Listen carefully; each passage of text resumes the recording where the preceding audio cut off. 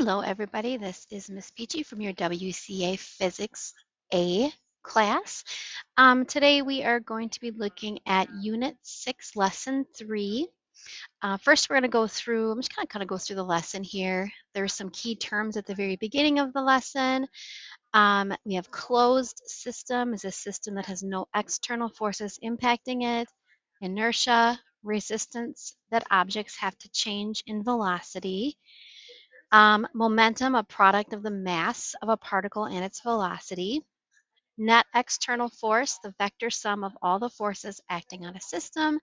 Newton's first law, a body at rest or moving at a constant speed in a straight line will remain at rest or keep moving at a straight line at a constant speed unless it is impacted upon by a force. And system, a regularly interacting or independent group of objects. All right, so conservation of momentum is kind of what this lesson is about. There actually isn't any math really in this lesson. It's more about explaining the concept of conservation of momentum. Essentially, what it's saying here is that if you have a system that is closed, meaning that you don't have to worry about external things happening, that momentum is always going to be conserved. Remember that momentum is mass times velocity. It's a product of mass and velocity. So that means that in order for something to have momentum, it has to be moving. If it's not moving, it doesn't have any momentum at all. Um, if you have two objects with the same mass, the one with the greater velocity has more momentum. And if you have two objects with different masses and they are moving at the same velocity, then one with the greater mass has more momentum. So you can kind of compare them that way. So in a closed system, there's no net external forces. That means that everything outside of the system will equate to zero, right? They're all balanced. Obviously, this is a very hypothetical situation. In reality, there are always going to be certain external forces that you have to consider. Things like friction, things like air resistance, and stuff like that always occur in Earth.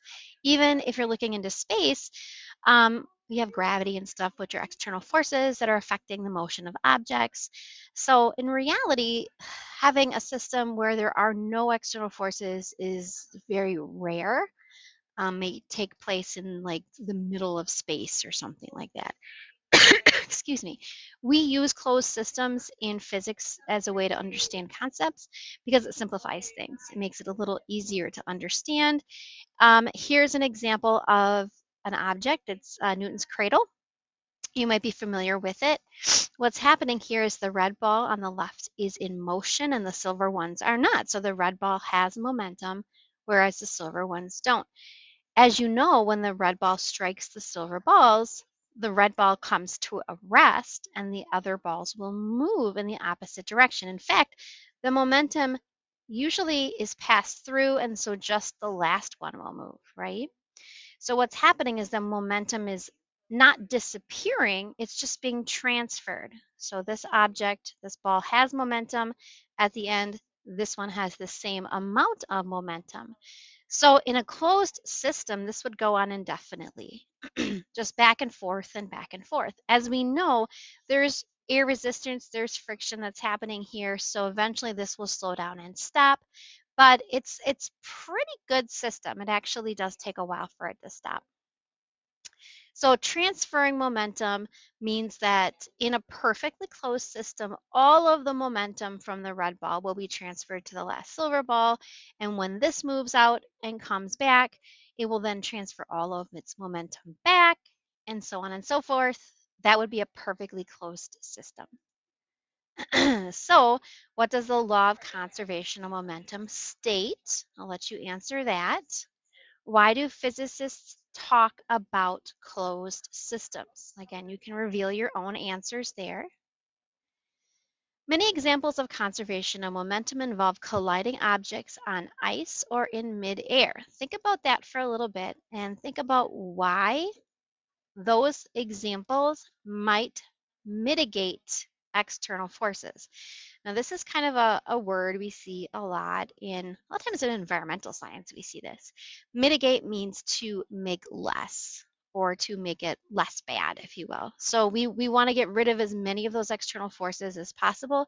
How does having something happen on ice or happening in midair reduce or mitigate those external forces. During a football game, a running back is 2 yards short of scoring a touchdown. They are hit by a linebacker from behind, which results in the running back flying forward into the end zone, scoring a touchdown. Explain why the running back was propelled forward by the tackle using what you know about conservation of momentum. Go back to Newton's cradle for that one, right? Think instead of this being your running back and this being the person tackling him, and how that might result in the running back flying forward into the end zone. Okay, so conservation of momentum, we can look at this in relationship with Newton's laws as well.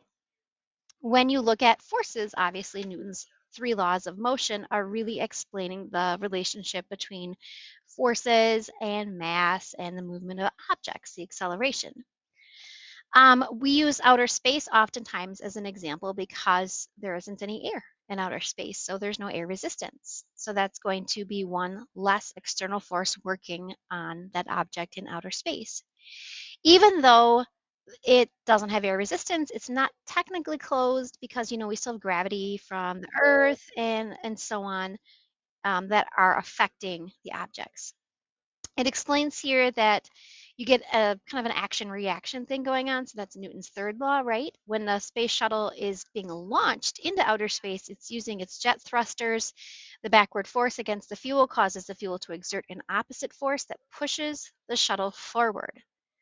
Um, in space, however, that doesn't work because there is no air.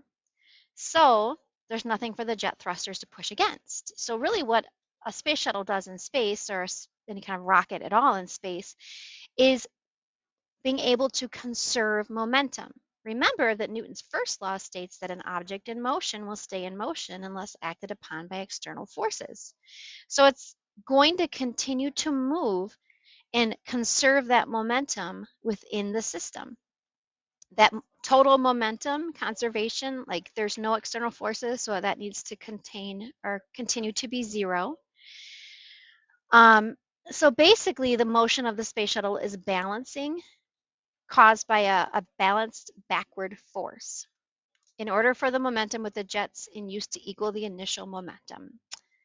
The sum of the forward and backward momentum will always equal zero. So mass times velocity in one direction should equal mass times velocity in the opposite directions. Because we do know that in order for it to change the velocity, you have to add force.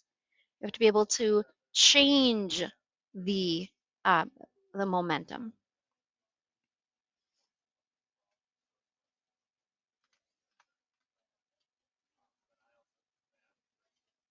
Okay. So then we have our check-in questions for this lesson. 2 ways to keep astronauts from getting lost during a spacewalk. What would happen to an astronaut who pushed away from the space station deck? Why would it be possible for an astronaut to propel through space with something as small as a properly designed spray bottle? And what's the difference between momentum and inertia? Okay, so then that moves us on to your quiz. So that's the end of this lesson. Like I said, it's a conceptual lesson. There's no math involved. We will be getting to the math, so that's not going to go away. If you have questions, let me know, you guys. Have a wonderful day.